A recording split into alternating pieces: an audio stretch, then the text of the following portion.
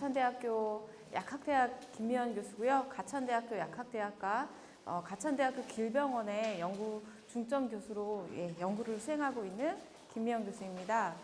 제가 여태까지는 대학생이나 대학원생들 대상으로 주로 수업을 했고요.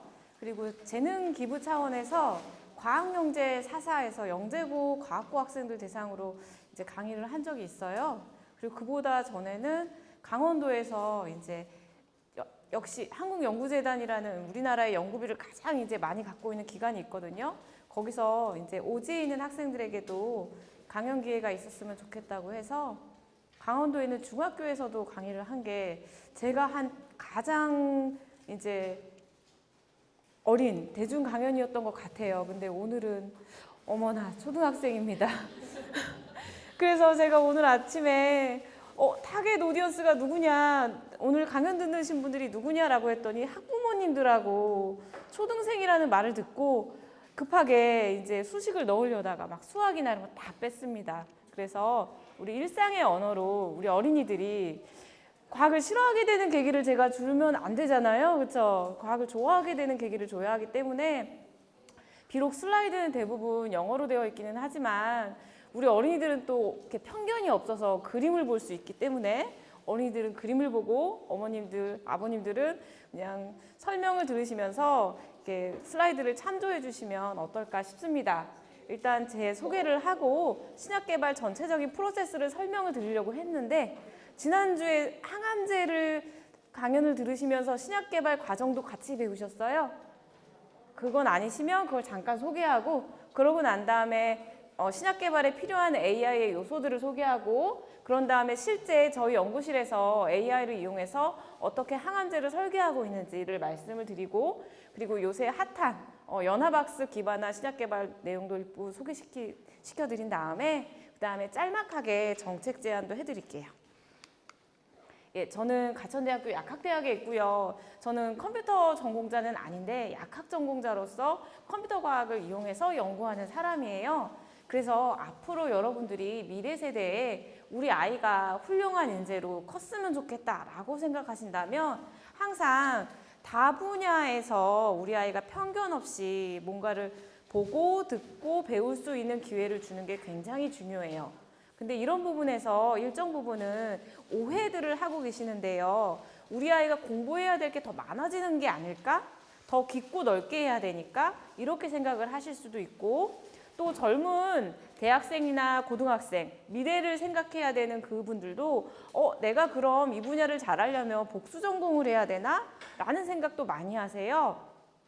과거에는요. 은행 다닐 사람이 머신러닝 안 했어요. 근데 지금은 은행 갈 사람이 머신러닝도 하면서 그리고 은행에 필요한 경제적인 개념도 경제학적인 요소도 배워야 돼요. 과거에는요. 국어교사 할 거라면 머신러닝 안 필요했어요. 근데 앞으로라면 국문학이 됐던 영문학이 됐던 문학적인 그 전공의 백그라운드도 가지고 있으면서 머신러닝 요소들도 갖춘 그런 인재가 필요한 세상이 도래하고 있어요. 그렇지만 그게 반드시 어떤 그 정규 커리큘럼을 통해서 달성되어야 되는 부분은 아니기 때문에 그런 부분에 있어서는 좀 편견을 내려놓으셔도 좋을 것 같습니다. 예, 신약 개발은요, 가장 비교하기 좋은 신약 개발의 프로세스, 단계는 뭐랑 비교할 수 있냐면요. 여러분들 게임 아시죠? 게임. 저는 게임을 별로 좋아하지 않기 때문에 제가 아는 게임은 테트리스밖에 없습니다. 근데 테트리스나 뭐 이런 게임들 중에 스테이지가 올라가는 게임들이 있어요. 그 게임들이 스테이지를 올라가게 하는 주된 요소들이 뭐죠? 네? 게임 다음 단계 넘어가려면 어떻게 해야 돼요? 맞아요. 신약 개발도 앞에를 깨야지 다음을 갈 수 있어요. 그래서 신약 개발의 프로세스가 뭐 복잡한 영어로 되어 있긴 해요. 뭐 처음에 유효물질 도출하고 그 다음에 뭐 최적화시키고 비임상하고 임상해갖고 단계를 갑니다라고 하는데 게임 단계에서 정해진 룰처럼 앞 단계를 통과해야지만 다음을 갈 수 있다는 그 규칙을 그대로 가져가는 게 현재의 신약 개발 방법이에요. 21세기 지금까지는 이 방법이 100년 넘게 유지되어 왔는데 앞으로 AI가 신약 개발 과정에 더 큰 영향을 주면 이 프로세스들이 바뀔 수 있는 가능성이 있어요. 근데 아직까지는 우린 잘 모르는 상태에서 그냥 앞 단계가 통과해야지만 다음을 갈 수 있어요. 그럼 왜 신약 개발은 돈이 많이 들게 다음 단계를 통과해야지만 갈 수 있게 되었을까? 라는 얘기를 하기 위해서는 슬픈 사건들을 얘기할 필요가 있어요. 우리 패럴림픽 알잖아요. 88년에 서울 올림픽 하고 나서 그때는 장애인 올림픽이라고 불렀는데 그때 장애인 올림픽에 온 유럽에서 온 선수들 대부분이요. 딱 똑같은 한 개의 약화사고로 그렇게 태어나신 분들이에요. 혹시 들어보신 분 계실까요? 딸리도마이드 사건. 손 드시었길래. 네. 네, 살리도마이드 들어보셨어요? 너무 반가워요. 네, 그래서 살리도마이드라는 수면제가 있어요. 잠이 잘 안 오시는 분들이 먹는 약이에요. 그게 수년간 사용되어 왔는데 그 약의 성분이 특정 성분이 있어요. 이를테면 제 왼손도 약물이라고 생각하고 제 오른손도 약물이라고 생각해 보세요. 왼손과 오른손은 분명히 다르게 생겼어요. 그런데 둘이 잘 겹쳐지죠. 실제 약물도요, 완전히 똑같이 생겼는데 같지는 않은 그런 약물들이 있어요. 그래서 그때 당시에 살리도마이드라는 약물에 왼손과 같은 약물은 효과가 있고 수면 효과가 있고 오른쪽같이 생긴 약물은 독성이 있었어요. 어떤 독성이냐면 최기형성, 기형아를 만드는. 근데 그걸 몰랐던 거예요. 그래서 그 사건으로 굉장히 많은 기형아들이 태어나서 시장에 이게 풀렸어요. 그러니까 약을 개발해주고 승인을 내주는 국가 입장에서는 그냥 해주면 안 되겠죠. 사람한테 쓸 거니까 위험하면 안 되니까 그 다음 스테이지, 그 다음 단계 잘해야지만 통과해 줄 거야 라고 할 수밖에 없고 그렇기 때문에 다른 분야에 대비해서 약물 개발은 엄격하게 그 다음 단계 가려면 데이터 주세요. 잘 통과했는지 증명해 보세요 라는 게 중요합니다. 이런 일들 때문에 굉장히 실패를 많이 하고 있고 그 실패의 요소들은 정말 많아요. 뭐 약물 개발하고 꼭 상관 있는 단어는 아니지만 혹시 여러분들 톨스토이 소설 중에 안나 까레리나라고 들어보셨나요? 안나 까레리나의 법칙. 거기 뭐 이렇게 소설이 나온대요. 행복한 가정은 그리고 불행한 가정을 비교해 보면 불행한 가정은 그 이유가 뭔지를 몰라. 너무 다양한 형태로 불행하지만 우리가 보기에 행복하다는 가정들은 공통점이 있더라. 뭐 이런 거예요. 그래서 뭔가가 실패하면은 뭐 때문에 실패하는지 잘 모를 때 우리가 그런 상황을 안나 카레리나의 법칙인데 이렇게 말하기도 하거든요. 신약 개발도 다음 단계 진행해 줘야 되는데 실패가 너무 많이 이루어지고 실패할 때마다 뭐 때문에 실패했는지 잘 모르는 그런 분야라고 할 수 있습니다. 그래서 돈도 많이 들고 실패도 많이 하기 때문에 제약사들이 규모가 크지 않으면 위험한 일을 벌릴 수가 없어요. 근데 그 위험한 일들을 조금 더 안전하고 더 적은 위험 부담과 더 적은 시간 비용과 더 적은 부담으로 할 수 있게 하려고 AI를 도입을 하려는 것이 현재 모든 제약사들이 원하는 그런 상황입니다. 근데 아이러니하게도 전 세계에서 AI로 신약 개발을 가장 열심히 하는 곳은 어딜까요? 혹시 들어보셨을까요? 구글이에요. 구글, 엔비디아, 빅테크들이 해요. 왜냐하면 전통적인 제약사들은 AI 역량이 그만큼 안 돼요. 똑같은 상황이 자동차에서도 펼쳐지죠. 전통적인 자동차 회사가 있고, 그렇죠?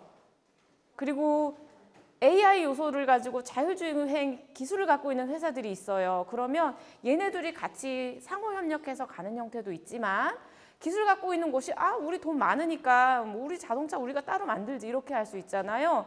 제약도 그런 상황이 앞으로 펼쳐지려는 그런 상황에 놓여 있습니다. AI의 요소들은 여러 가지가 있을 수 있는데요.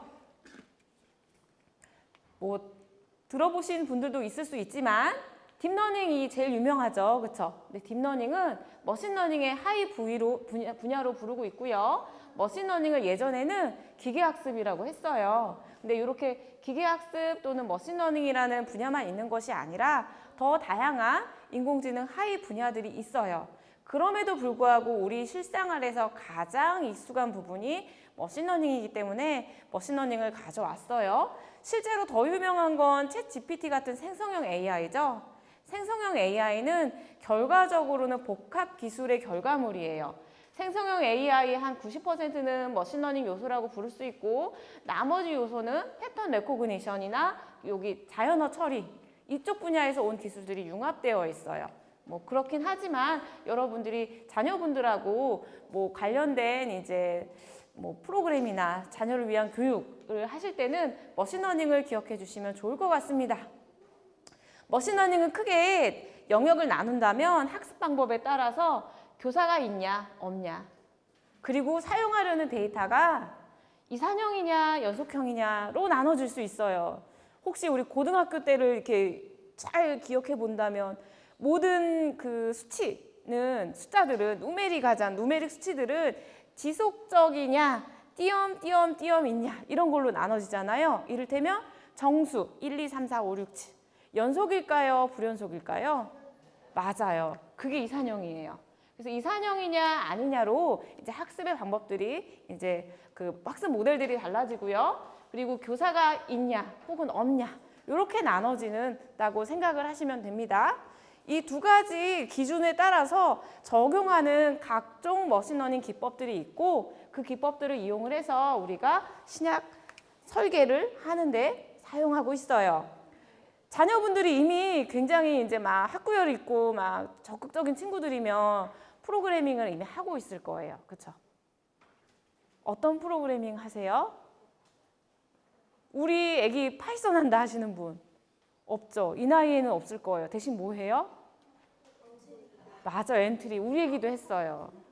엔트리 재밌어요. 엔트리는 코드 짜는 거하고 정확히 같은데 그냥 아직 이제 영문법을 모르고 단어를 모르는 친구들이 그냥 아이콘 가져다가 짤 수 있게 해놓은 그런 상태거든요.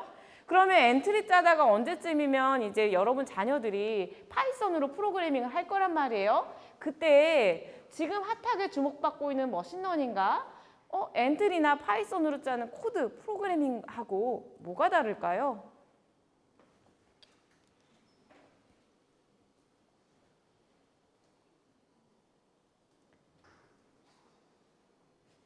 뭐 답은 차이가 있는 빨간 박스에 있습니다.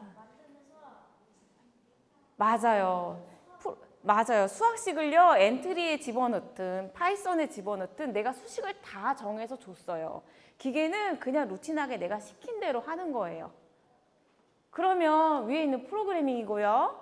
그게 아니라 내가 초기 조건을 주기는 했지만 결과적으로 기계가 수학적인 수식을 자기가 만들어냈어요. 최적의 것을.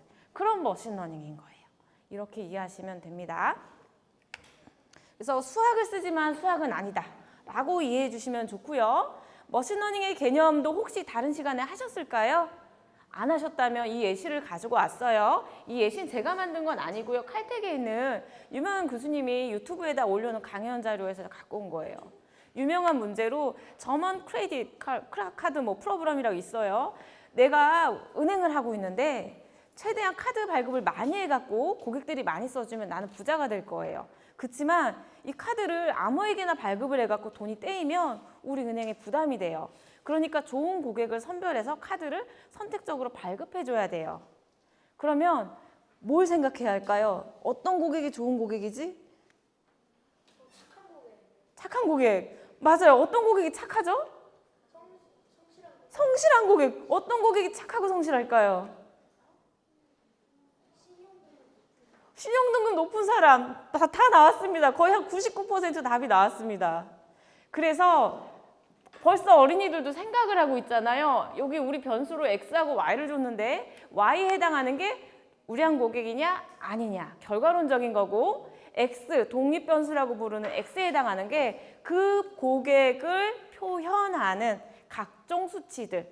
연소득은 얼마냐, 기존 카드는 몇 개 갖고 있냐, 직업은 누구고, 현재 재산은 얼마고, 어디 살고 있고, 남잔지 여잔지, 나이대는 어떻게 되는지 이런 정보들을 모을 거잖아요. 그쵸? 다만 중요한 차이가 어린이들이 얘기했을 때 어떤 표현은 수치화될 수 있고 어떤 표현은 수치화하기 어려웠어요. 아마 한 세기가 더 지나면 정성도 AI가 구현할 수 있을 거야. 근데 아직까지는 AI는 정량만 취급합니다. 숫자만. 그래서 어떤 고객이냐 수치화하는 거, 그 고객이 우량이냐 아니냐 수치화해서 이걸 데이터라고 부를 거예요. 데이터셋을 구축한 다음에 데이터를 잘 나눠서 일부는 기계가 학습하는 데 쓰고 트레이닝하는 데 쓰고 나머지 일부는 시험 치는 데 써요. 테스트셋이라고 불러요. 그렇게 해요. 그렇지만 어떻게 학습할 거냐 초기 조건은요. 가설로 정해줘요. 가설. 가설이라고 해봤자 그냥 수식이라고 생각하면 돼요. 그래서 데이터가 있고 가설이 있고 이 가설과 데이터를 매칭하는 방법이 있고 우리 이거 알고리즘이라고 부르죠. 이걸 무한 반복해 갖고 실제로는 모르지만 이 데이터를 가장 잘 설명해 줄 수 있는 그런 가설을 얻어내는 게 일반적으로 머신러닝이 하는 작업이라고 생각하시면 돼요. 예시로는 신용 등급에 따라서 고객을 이제 관리하는 걸 예시로 드렸지만 데이터 X하고 Y를 뭘로 바꾸냐에 따라서 뭐든지 다 가능해요. 어린이 여러분 만약에 여러분들한테 GPU 100장과 슈퍼컴퓨터 1개와 그리고 엔지니어 3명이 있어요. 여러분이 아이디어만 내면 바로 해준대요. 어떤 문제를 해결하고 싶습니까?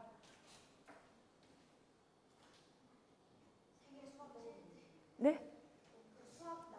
수학 난제 해결하고 싶어요. 어이구 훌륭한 어린이네요. 수학 난제가 있다는 건 어떻게 알았어요? 봤어요. 예, 맞아요. 수학 난제를 해결하는 데 쓰고 싶어요. 굉장히 좋은 발상이에요. 그러려면 방금 어린이가 중요한 질문 하나 던졌어요. 그 질문하고 요거 사이에 어떤 갭이 있을까?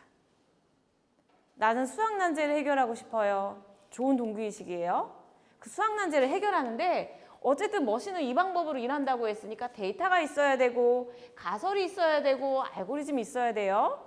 그러면 나의 동기인 수학 난제, 무슨 난제가 있겠죠? 그리고 요 필요한 3가지 세트 그 사이에 갭이 존재해요.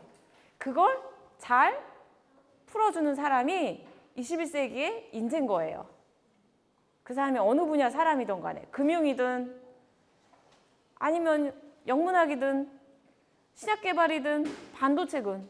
그래서 자기 분야의 문제를 어떻게 이 고정되어 있는 세 세트로 잘 만들어줄 건가, 문제를 잘 해결하고 생각할 수 있는 능력을 가진 사람이 앞으로 AR을 이용해서 그 분야의 가장 핵심적인 혁신을 달성할 분들이라고 생각하면 되겠습니다. 예, 다시 한번 반복해서 보여드려요. 만약에 여러분 데이터가 이미지였어요.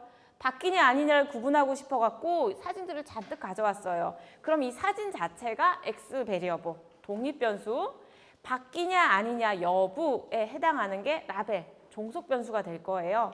그리고 나서 이미지들을 잘 학습을 시켜갖고 학습된 거에 시험을 쳐요. 시험을 칠 때 이미 학습한 애를 갖고 오면 안 되겠죠. 새로운 데이터를 갖고 와요. 새로운 이미지를 갖고 와서 시험 쳐서 잘 맞추면 아, 이 모델은 정말 잘 맞추는구나, 설명력이 있구나, 이렇게 사용할 수 있어요. 이 똑같은 방식은 신약 설계할 때도 적용할 수 있어요. 다만 차이가 있어요. 어떤 차이가 있을까? 앞에 슬라이드와 다음 슬라이드랑 어떤 차이가 있을까요?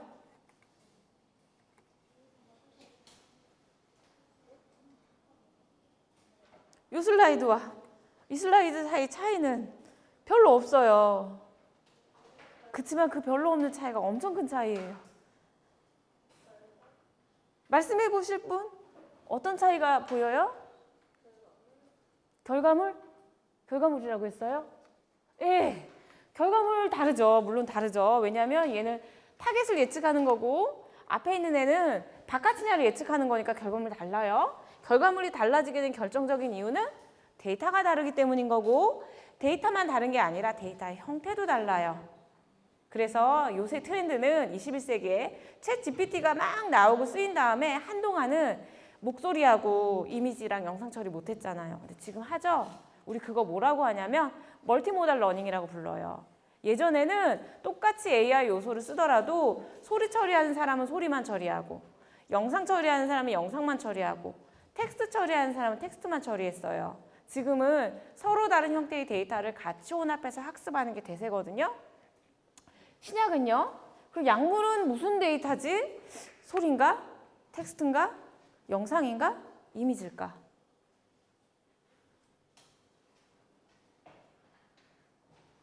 약물 데이터는 소리는 일단 아닌 것 같아요. 그렇죠? 텍스트일까? 텍스트 아닐 것 같아요? 텍스트일 거라고 혹시 생각하시는 분? 오늘 어메이징한 얘기를 해드릴게요. 텍스트를 기반으로 한 학습이 가장 발달했기 때문에 신약 설계도요 텍스트로 해요. 어메이징하죠? 이거는 아마 여러분 자녀가 커갖고 대학에나 가서 이해할 수 있는 유기화학이라고 부르는 분야예요. 그래서 옛날에 막 천재들 나오는 영화 나오면 둘 중 하나예요. 수학식을 그리고 있던가 유기화학식을 그리고 있던가. 그래서 나도 어렸을 때는 유기화학 하는 사람들 천재인 줄 알았어. 커봤더니 아니야. 커봤더니 아니긴 하지만 어쨌든 수학만큼이나 유기화학은 규칙이나 뭔가 원리가 까다롭고 심오하고 이해하기 어려워요. 근데 어떻게 AI는 얘를 텍스트로 처리할까? 처리하는 기술을 사람이 만들었기 때문이에요. 그래서 언어 모델이 가장 발달했기 때문에 신약 설계할 때 제일 많이 사용하는 건 텍스트로 처리하는 거고요. 그 다음으로 써볼 수 있는 거는 뭐 이미지로 처리할 수 있는 거죠. 그러면 어떻게 저런 유기화학 구조물이 텍스트로 처리되는가를 이제 말씀드리기 전에 신약 분야에서 사용되는 모델 4가지를 소개해 드릴게요. 일단 설명 모델이 있어요. unsupervised learning, 특정 그 방향을 두지 않고 하는 거. 두 번째로는 예측 모델이 있어요. 이거 제일 많이 해요. 아까 보여드렸던 학습해갖고 바뀌냐 아니냐 맞추는 거, 타겟 맞추는 거, 이거 전부 예측 모델이에요. 이걸 제일 많이 만들고요. 세 번째, 이게 생성형 AI 모델이죠. 약물을 기계가 설계해줘요. 사람이 안 설계하고. 세 번째 분야가 지금 제일 핫해요. 한 10년 안짝에. 그래서 10년 전까지만 하더라도 생성 모델이 없었던 건 아니에요. 10년 전에도 있긴 있었어요. 그렇지만 그때는 너무 유치해갖고 사람 수준의 물질을 AI가 못 만들었어요. 근데 지금은 사람 수준의 물질을 AI가 만들어요. 물론 유기화학자들은 아직 인정하고 있지 않아요. 언어학자들랑 똑같이. 사람이 그래도 기계보다 나은 게 있다. 기계는 아직 못한다. 뭐 이렇게 논란의 여지가 있긴 하지만 기계가 설계 잘합니다. 마지막으로는 이건 정통 유기화학이라 역합성이라는 어떻게 만들어야 되는지도 가르쳐줘요. 유기화학적 방법으로. 이런 4가지 종류의 모델이 현재 신약 개발을 하는데 사용되고 있어요. 뭐 AI, 인공지능 하면 이건 어빌리티, 능력이라고 보시면 되니까 신약 개발에 사용하는 AI 능력은 학습도 하고 최적화도 하고 계획도 세우고 퍼셉션도 하고 자연어 처리도 하는 그런 능력들이 있고요. 아까 말씀드렸던 어떻게 유기화 구조식을 텍스트로 처리하느냐, 우리가 사용하는 일상의 용어처럼 처리하느냐의 이제 비밀이 여기 담겨 있습니다. 여러분들 일상생활에서 이런 것과 이런 게 있어요. 이 둘을 다르다고 생각하시나요? 같다고 생각하시나요?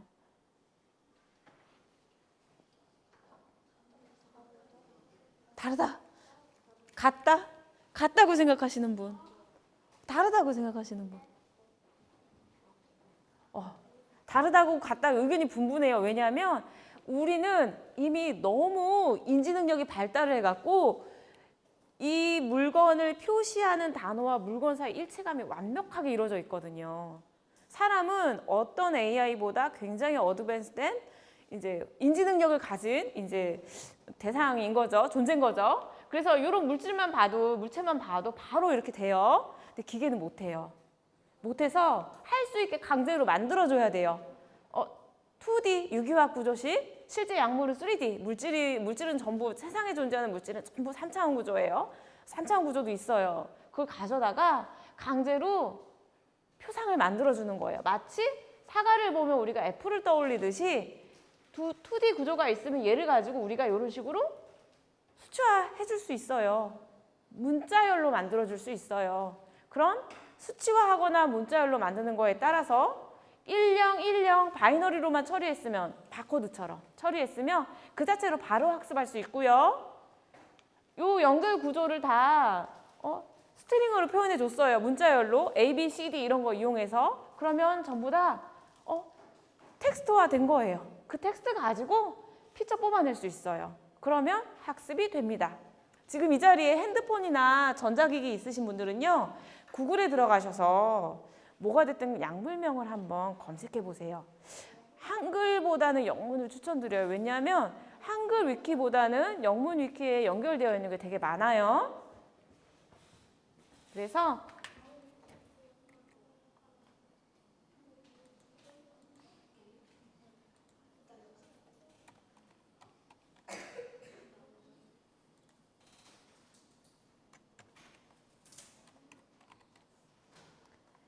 제일 간단한 약물인 아스피린을 쳤습니다. 그치만 이 사용자 환경이 이제 영문을 많이 안 썼는지 영문을 안 주네요. 그래서 일단은 위키에 들어온 다음에 위키 영문 버전을 들어가 볼게요. 어떻게 들어가야 할까요?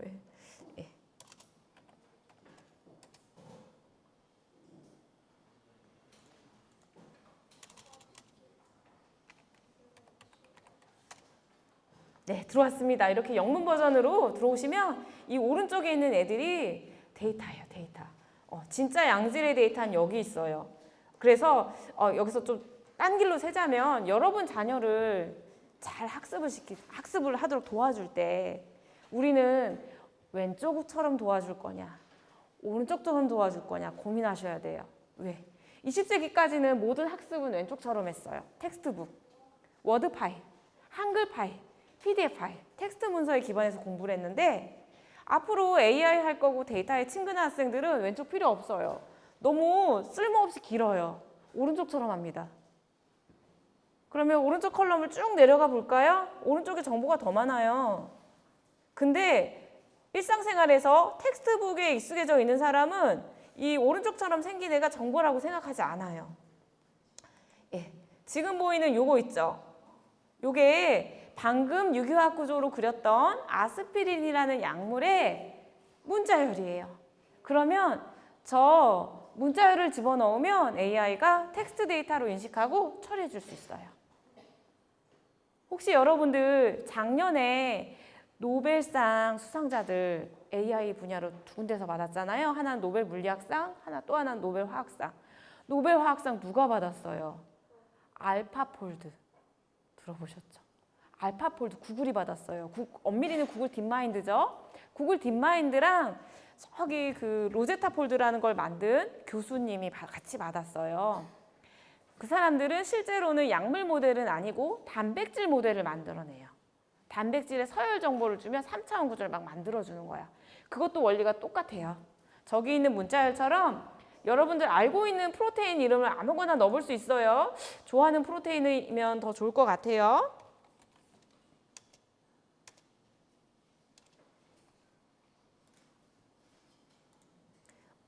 좋아하는 프로테인이 뭐가 있을까요? 일상생활 속에서는 뭐 소화 요소가 있을 수 있어요. 트립신. 내가 그래서 트립신을 역시 왜 위키가 영문이 안 뜨는지 이게 너무 곤란합니다. 어떡하지? 왜 영문이 안 뜨지? 굉장히 당황스러운 이유가 연구자들이 한글로 연구를 할 일은 연구계획서 쓸 때밖에 없어요.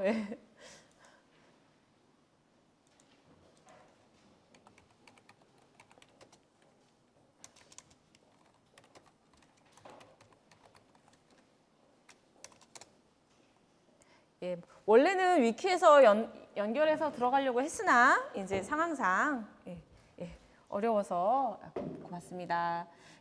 이번에는 단백질들이 잔뜩 있는 데이터베이스에 들어왔어요. 이런 애들을 뱅크라고도 불러요. 단백질 정보가 이렇게 들어와 있어요. 그러면 이제 알파폴드가 이렇게 3차원 구조를 만들어줘요. 단백질에.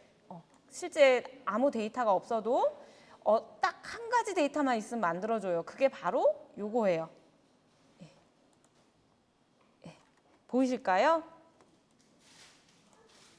지금 아마 자녀분이 좀 이제 굉장히 이제 바이오에 관심 있는 학생들이면 아미노산 이런 건 배웠을 거예요. 아미노산. 아미노산은 필수 아미노산이 한 22개가지가 있어서 걔네들이 이름이 다 있는데 그 알파벳 레터로 한 글자로도 약어를 가지고 있어요. 그래서 메사윤이면 M 뭐 이런 식으로 류신이면 L, 아이소류신이면 I, 페니랄란이면 F 이런 식으로 이미 약속이 있어요. 그래서 아까처럼 이제 약이면 약물이면 이제 아까 보여드렸던 그런 긴 문자 스트링으로 원자 단위까지 다 보여주고요. 원자를 아직 안 배웠을 테니까 친구들은 어쨌든 보여주고 단백질은 사이즈가 너무 크기 때문에 원자 단위로는 표현을 못해. 그래서 이렇게 아미노산 단위로 단백질의 구조를 이렇게 보여줘요. 그러면 이걸 2차원 아미노산 서열이라고 불러요. 2D 시퀀스. 2차원 서열을 가져다가 AI에 입력 자료를 집어넣으면 아까 보셨던 대로 이렇게 AI가 3차원 구조를 예쁘게 만들어줍니다. 이 일이 굉장히 중요할 수밖에 없는 일인 게요. 1960년대 전에는요. 사람은 단백질의 구조를 몰랐어요. 정확히.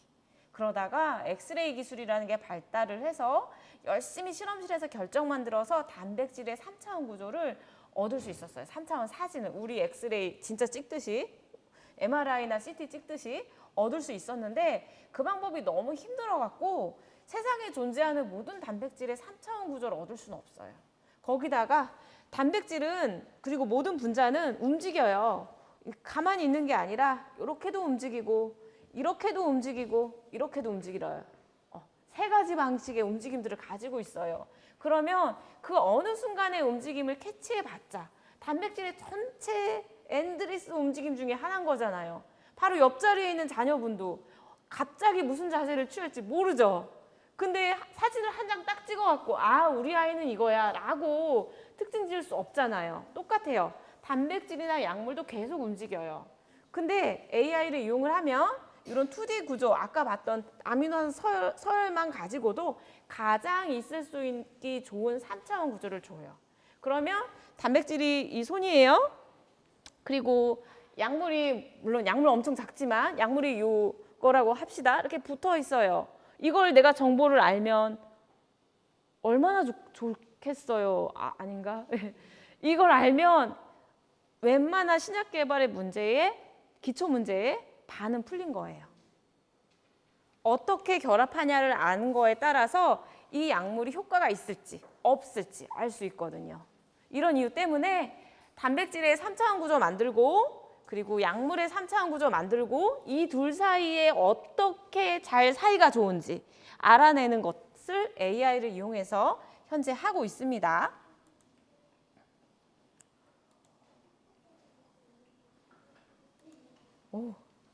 왜 갑자기 다른 슬라이드가 이렇게 있네요.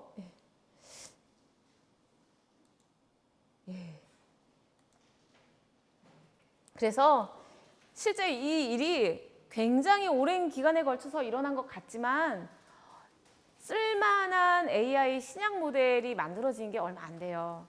2019년. 친구들 몇 년도에 태어났어요? 14년. 친구들보다 늦게 태어났어요. AI 모델들이.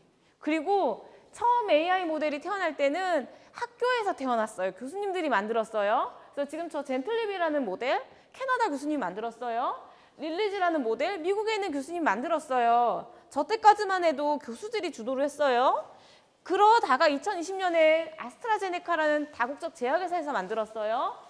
그 다음에 노벨상 탄 알파폴드 구글이 만들었어요. 로제타 폴드 뭐 교수님이긴 하지만 구글 거 이용했어요. 그래서 지금은요 교수에서 회사로 회사 중에서도 빅테크로 가고 있는 상황이에요. 그래서 뭐 생성형 AI의 트렌드하고 정확히 일치합니다.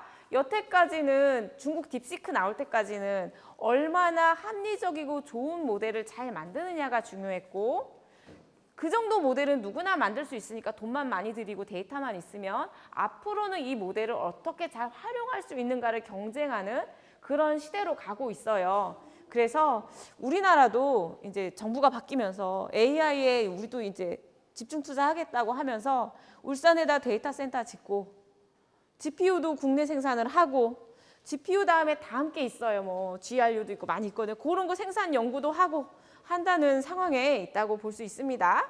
혹시 자녀분이 나중에 영재고도 가고 싶고 뭘 미래를 준비하고 싶어요. 그러면 여기 있는 이런 단어를 가지고 검색을 하시면 관련한 한글 문서들 많이 찾을 수 있어요. 바이오인이라는 그런 데서 한글로 잘 쉽게 정리해서 나오거든요. 주기적으로. 그래서 바이오인 같은 거 읽어보시면 우리나라의 R&D 트렌드를 한글로 알기 쉽게 이제 이해하실 수 있습니다. 현재까지는 그래서 연구자들이 빅테크의 모든 소프트웨어, 하드웨어 갖고 연구하려면 돈이 많이 들어요. 슈레딩거가 파는 클라우드 서비스 1년에 1.5억 원. 네. 아마존 클라우드 서비스 이용하신 분. 저는 조금 이용하거든요. 하루에 100만 원. 네. 뭐 1년이면은 한 2억 5천 필요할 수 있어요. 그러면 이 돈이 있는 나라와 이 돈이 없는 나라 사이의 격차가 벌어지겠죠. 그래서 여태까지 AI가 사람의 능력에 의해서 누가 더 달성할 수 있고 없고의 문제였다면 앞으로의 AI는 누가 더 노력하냐의 문제가 아니라 산업적으로 더 갖고 있는 나라와 돈이 있는 경제력이 있는 나라와 그렇지 않은 나라 사이에 기울어진 운동장 게임이 될 거라는 게 너무 명확한 상황입니다. 예, 저는 가천대학교 약학대학과 길병원에서 이런 연구를 하고 있어요. AI를 이용해. 뭐 유기물을 보여줘봤자 아무 소용이 없기 때문에 유기물들도 외계인처럼 희한하게 생긴 애들이 있고 예쁘게 생긴 게 있고 일반적으로 생긴 게 있어요. 그래서 이거를 희소골격, unprecedented 스캐폴드라고 부를 거예요. unprecedented 스캐폴드를 이제 AI를 이용해서 설계하는 일을 저는 연구를 하고 있고요. 누가 얼마나 더 비슷하게 생겼고 다르게 생겼냐, 유사도를 재는 걸로 약물이 얼마나 독특하냐 아니냐 이런 것들을 연구하는데 AI를 활용하고 있습니다. 저희 연구실에서는 굉장히 다양한 종류의 모델이 있지만 오늘 이제 청중들의 이제 그 수요를 생각했을 때 제가 스킵을 하는 게 맞다고 생각을 하고요. 예, 저희 연구실의 대표 모델 4가지를 그림으로 소개를 한다면 아까 말씀드린 것처럼 생성형 AI를 이용해서 AI가 약물을 설계해줘요. 이렇게 생긴 애가 예쁜 애야 하고 2개를 집어넣으면 그 다음에 난 어떤 걸 만들면 좋아? 그러면 이 밑에 것처럼 새로운 애들을 만들어주는 거예요. 이런 모델도 가지고 있고요. 아까 말씀드렸다시피 단백질하고 약물하고 어떻게 잘 친하냐, 잘 교류하냐 이거 예측하는 게 중요하다고 했죠. 그 모델도 만들고 있어요. 그런 모델을 드럭 타겟, 어피니티 모델, 얼마나 서로 친하냐를 보는 모델도 만들고 있고요.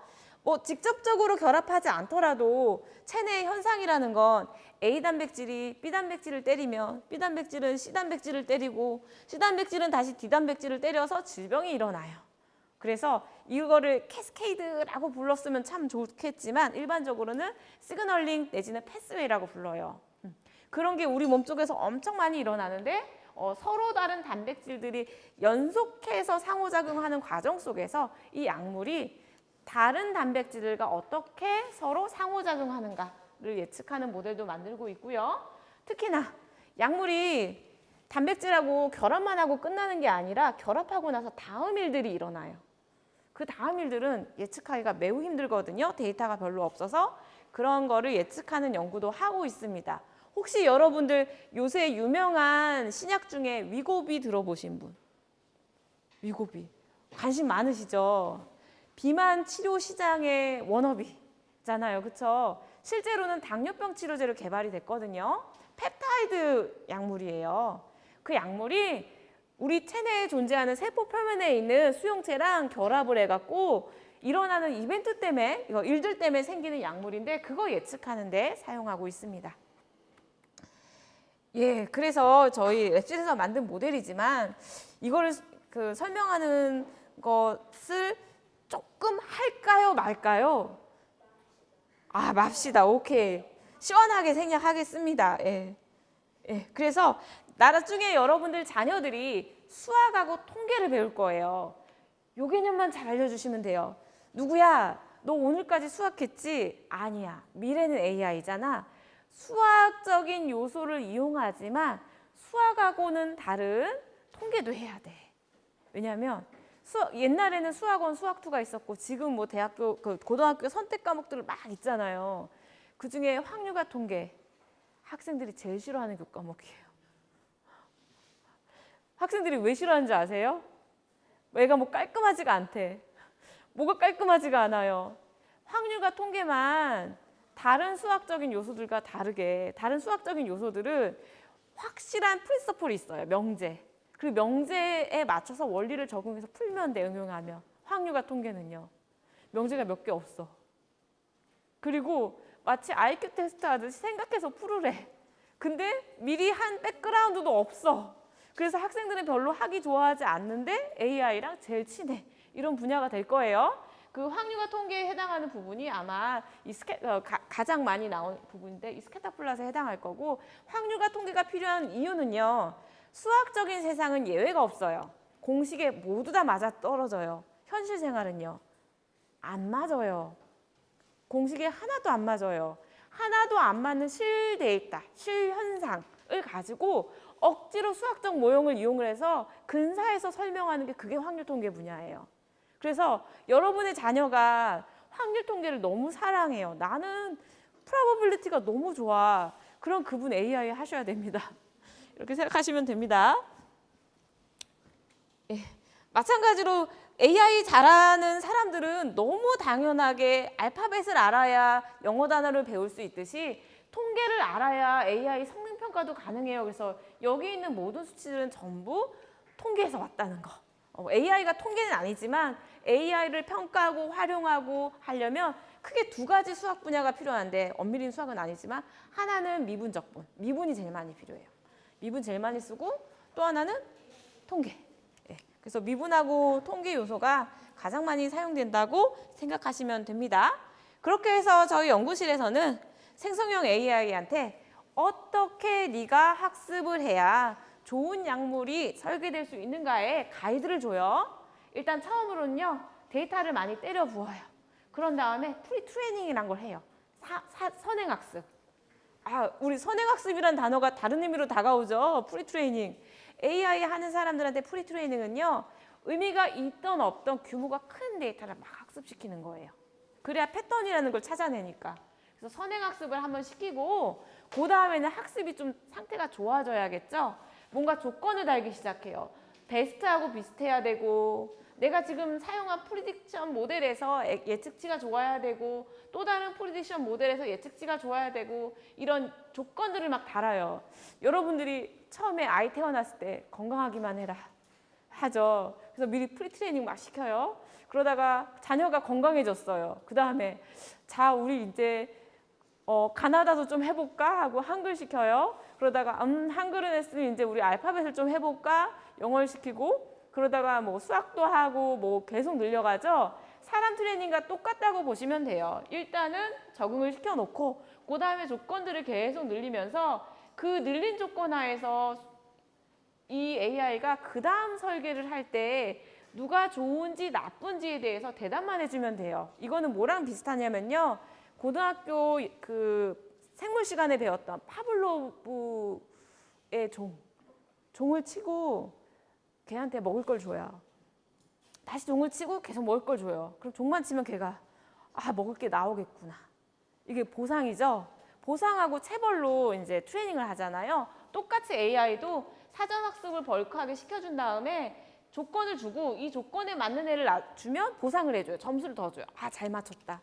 그리고 이 조건에 맞지 않는 설계를 해요? 이거 아니야. 페널티를 줘요. 그러면 점점 조건에 부합한 애들만 만들게 되고 결과적으로 이쪽에 있는 물질을 만들고 싶었으면 그것만 나중에는 만들게 되는 그런 결과를 얻을 수 있습니다.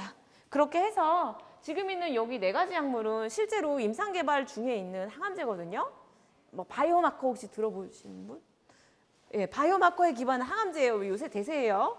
옛날에 항암제는 정상세포도 죽이고 사람도 죽였잖아요. 요새 항암제는요. 암세포만 골라서 죽이잖아요. 그렇죠? 암세포만 골라 죽일 수 있는 똘똘한 능력은 뭐 때문에 있어요?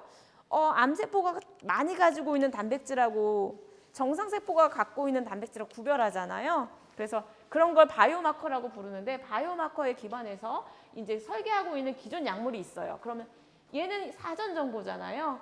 얘하고 비슷하게 생겼는데 다른 애를 해줘. 해갖고 다른 애를 설계를 하고 그 과정에서 AI가 잘하면, 우리 아이가 잘하면 조건을 하나하나 계속 늘린다고 했죠? 조건들을 계속 늘리는 거예요. 페이턴트도 좀 특허 누가 안 쓴 거 있으면 좋겠다. 이거 합성이 안 될 것 같은데 실험실에서 케미스트리로 합성이 됐으면 좋겠네. 뭐 이런 조건들을 늘리면서 AI를 개선해 나갈 수 있습니다. 그렇게 해서 저희 연구실에서는 기존 특허와 기존 연구 결과를 토대로 완전히 새로운 물질을 이제 얻어내는 그런 AI 학습을 하고 있습니다. 근데 제가 여태까지 말씀드렸던 거하고 완전히 다른 얘기를 할게요. 분명히 엔비디아나 구글에 비해서 규모가 작은 건 사실이에요. 머크나 파이자나 이런 다국적 글로벌 제약사가. 그렇지만 얘네들도 여전히 굉장히 큰 회사들이에요. 그런 큰 회사들이 아까처럼 다음 단계 넘어가려면 돈 많이 드는 신약 개발을 하다가 실패를 하거나 성공을 하거나 데이터를 많이 쌓았어요. 이거 다른 사람하고 공유하고 싶을까요? 안 하죠. 그게 신약 개발을 하는데, 그리고 특히 신약 개발을 AI로 하는데 갖고 있는 가장 큰 어려움이에요. 그러니까 이론적으로는 예를 들어 여기 한 명 한 명이 다른 제약사라고 생각해 보세요. 나도 실패했고 너도 실패했고 쟤도 실패했어. 그럼 우리 실패한 정보를 싹 모아다가 AI를 훈련을 잘 시켜갖고 좋은 약물 만들자 하면 되잖아요. 근데 보아하니 이건 나한테 중요한 정보인 것 같고 내가 이 데이터를 얻는데 30억을 들였어요. 내놓고 싶지 않잖아요. 쟤네들이 내놓은 걸 내가 쓰고는 싶지만 내 거를 주고 싶지는 않단 말이에요. 그렇죠? 그러면 아무도 주지 않을 텐데 AI는 무슨 데이터로 학습을 시키나? 그게 가장 큰 문제예요. 챗 GPT가 인터넷에 돌아다니고 있는 이제 무료 데이터 학습하는 거 어렵지 않아요. 근데 실제로는 챗 GPT의 성능을 높이고 구글 제미나이 성능 높여준 거 그냥 인터넷에 다니는 데이터 아니에요. 걔네들 성능 높여준 데이터 혹시 아시는 분? 트럼프가 지적재산권 원장 잘랐잖아요. 미국에 있는. 뭐 때문이게요? 챗 GPT는 지금 오픈 AI는 뉴욕타임스한테 소송 걸려 있어요. 이유는 뉴욕타임스 기사를 무단으로 맞아요. 학습해서. 그래서 AI 모델이 아무리 좋아도 진짜로 AI의 성능은 좋은 양질의 데이터를 학습을 하는 거고 그 좋은 양질의 데이터를 얼마나 빅테크 입장에서 싼 값에 갖다 쓰냐. 돈 안 내고에 따라서 자기 회사의 이윤이 결정되는 거예요. 그래서 유럽하고 미국하고 우리나라하고의 조금 동향이 다른데 유럽은 약간 이제 전통이 있어갖고 그래도 지킬 건 지켜야지 하는 문화권이에요. 미국은 자본주의의 최첨단이에요. 우리나라는 그쯤 어디쯤에 있어요. 그럼 유럽은 어떻게 할까? 유럽의 빅테크 유명한 거 아시는 분? 유럽에서 제일 유명한 회사 없어요. 유럽에서 제일 유명한 회사는요 명품이거나 제약이거나 자동차예요. 빅테크는 없어요. 그럼 유럽은 당장 자기들이 편들어줘야 될 빅테크가 없잖아요. 그래서 AI법을 진작에 만들었어요. 미국은요 아직 못 만들었어요. 우리나라는요 기본법은 만들었는데 세부법은 못 만들었어요. 왜? 국가적인 이득, 산업적인 발전, 그리고 더 구체적으로는 그 회사, 콕 집어서 삼성전자, 콕 집어서 구글 같은 그 회사가 얼마나 성장할 것인가가 우리나라의 미래에 이제 성장하고 맞닿아 있기 때문에 쉽게 결정할 수가 없어요. 그렇지만 지켜야 되는 원칙들은 또 엄연히 존재하잖아요. 근데 룰 브레이커는 또 있어. 중국이나 러시아는 무단으로 학습해. 근데 우리나라 기업들을 규제해? 그럼 우리가 좀 손해보지 않을까 하는 염려가 있겠지요, 당연히. 그런 상황에 우리가 노출되어 있어요. 거기다가 신약 데이터나 의료 데이터로 들어간다면 속사정이 더 복잡해요. 아까 말씀드린 대로 신약은 돈이 많이 든다고 했어요. 데이터 하나당 단가가 제일 높은 데이터예요. 자동차나 뭐 빅테크 이런 거에 비해서 원 데이터 포인트를 만드는데 비용이 제일 많이 드는 분야가 신약이에요. 그럼 비싼 데이터 안 내놓고 싶잖아요. 이런 이슈가 있고 그리고 병원 데이터는요. 이거 사람 데이터잖아요. 사람 데이터는 그 환자의 정보인 거잖아요. 그 사람의 소유여야 한다고 믿고 있죠. 병원 데이터의 소유권은 그럼 지금 누구한테 있을까? 병원에 있을 것 같죠? 환자는요? 나 동의 안 해줬는데? 내 데이터를 학습한다고? 그래서 병원하고 환자하고 빅테크 기업하고 다 맞물려 있어요. 과연 이 데이터를 누구 거로 인정해 줄 거냐? 아마도 우리나라의 미래의 산업 발전을 위해서, 그리고 국민 건강을 위해서, 그리고 제약산업과 뭐 더 큰 헬스케어 산업을 위해서 아마도 국민들에게 동의를 최대한 구해서 빅테크가 잘 활용하는 방향으로 적절히 가기는 할 텐데, 기본적으로는 사람을 대상으로 한 그 데이터는 그 사람 소유예요.